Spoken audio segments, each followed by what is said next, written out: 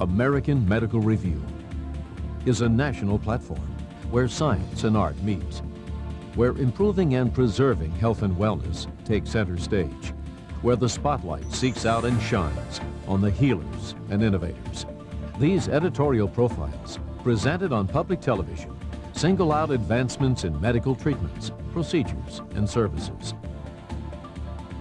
Neurocom International Incorporated was handpicked as a featured guest because of its commitment to promoting progress in the field of health and medicine.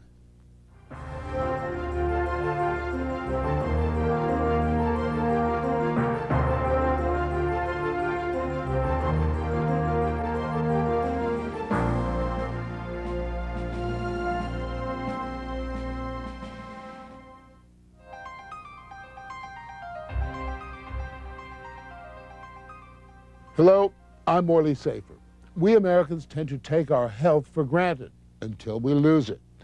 Today we focus on a medical advance that helps us take better care of ourselves. Getting up from a chair, walking, and even driving. For most of us, these tasks require very little thought or effort, but they do require balance, something most of us take for granted. And to a person with a balance disorder, these routine tasks become challenging, if not impossible. We've had some quite narrow raised walkways built in our backyard recently, and I detest them because I can't walk on them without feeling that I'm going to tip over and fall off. And it's, if I'm walking with someone, I bang against them. You know, I'll lose my balance and cause them to lose theirs.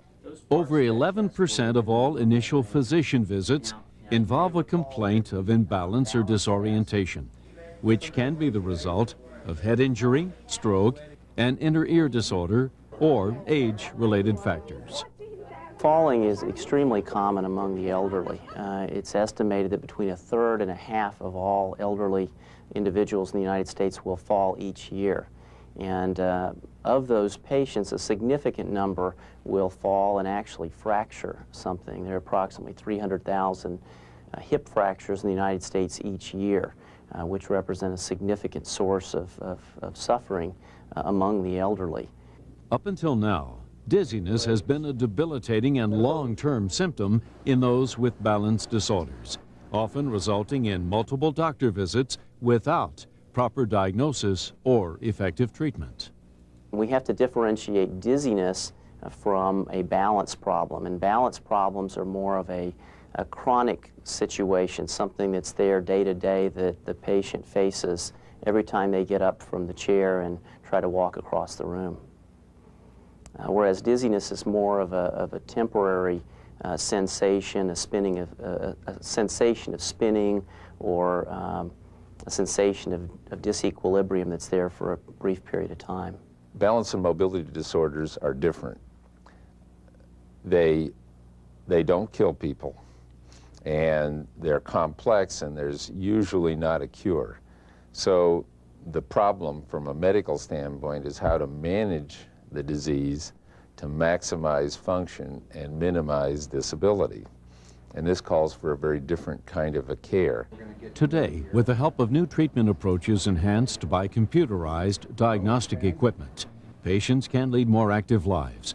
Emerging from research conducted in the 1960s for the U.S. space program, these systems measure an individual's ability to maintain balance during routine tasks. The testing is done with the patient standing on a balance platform and under a variety of different conditions where we remove, for instance, vision on one part of the test. We remove the joint sensation, the feel of the ground underneath them on another part of the test. And by isolating different parts of the balance system, we can get an idea as to how these different areas are contributing to the patient's problem. Not only have we been pioneering a new technology, but we've been, I guess, one of the people helping to pioneer this new approach, because the tools we provide, or the tools that we manufacture, provide a different type of information than the acute care model uses. We don't provide tools that help a physician name the disease. What we do is provide tools that help a physician understand the functional ramifications of disease. Results from these tests can indicate any impairments in sensory and motor systems that may be causing certain functional limitations. This identification is essential in developing an effective treatment plan and may be the key to getting patients better faster. Preventing the problem, as with many other forms of medicine, is much less expensive than dealing with the results of the falls and problems that can occur if they're not dealt with properly.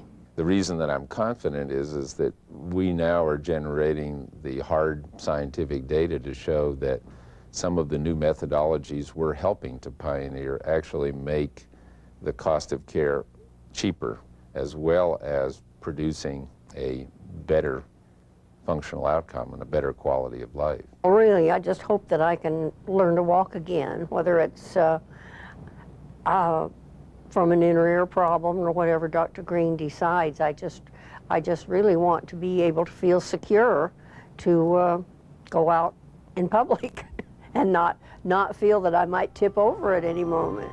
For Dolores and many others suffering from chronic imbalance, new treatment options are helping to provide some relief, giving them back a better, balanced life.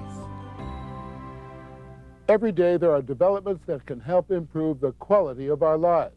As these breakthroughs occur, American Medical Review will bring them to you. Thanks for joining us. Wherever the art of medicine is loved, there also is love of humanity.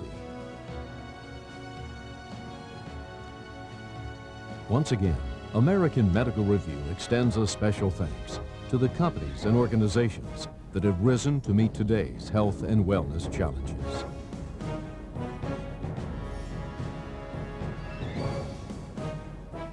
This has been a presentation of WJMK,